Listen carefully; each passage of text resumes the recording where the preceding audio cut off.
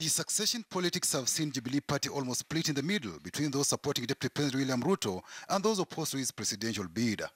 This week, David Murathe caused a storm when he resigned from the vice chair position and promised to launch anti-Ruto presidency bid. But the party secretary general sought to dismiss claims that the party was on the verge of a split. We have in recent political discourse witnessed heightened ethnic political mobilization and caucusing. This is a challenge in our political space that is not peculiar to Jubilee Party, but persists in all the other major political parties. A section of MPs allied to the Deputy President have castigated the party's interim leadership and called for party elections to iron out emerging issues and suspicions that there could be a plot by the opposition leader Raila Odinga to edge out William Ruto in the succession race.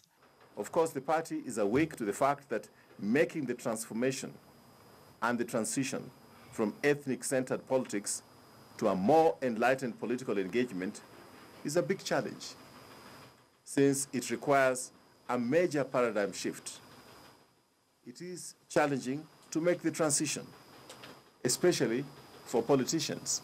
And as politics of development and underdevelopment raged, a close section of leaders from Mount Kenya region, including former presidential candidates Peter Kenneth and Martha Karua, mobilized to defend President Uhuru Kenyatta's development record.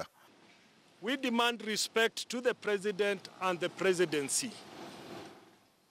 We demand respect for president as head of government, head of state, and symbol of national unity.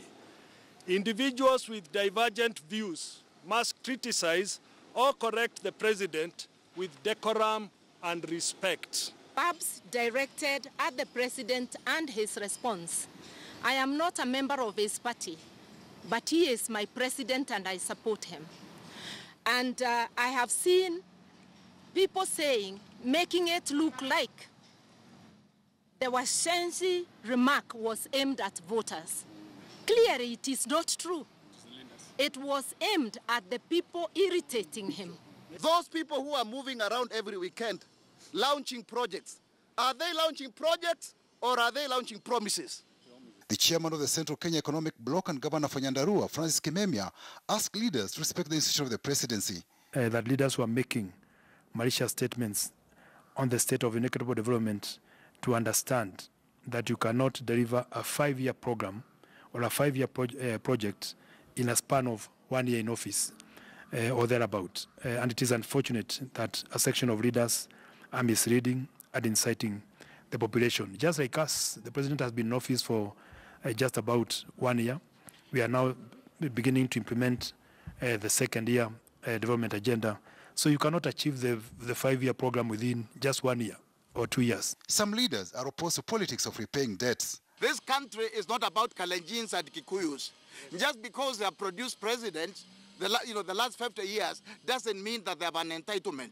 And it is important to also educate our people that the more we are more common than other people, the more we make it possible for people to know that a Turkana can be president, a Mumero can be president, as a Borana can be president. I think this is where we're going, and that's why we want to encourage the president to continue this fight. There are people who think that there is a vacuum in Mount Kenya region. We want to say here, very categorically, that our leader, as at now, is Uhuru Muigai Kenyatta. And there is no other leader. And when the right time comes, people here have presidential ambitions.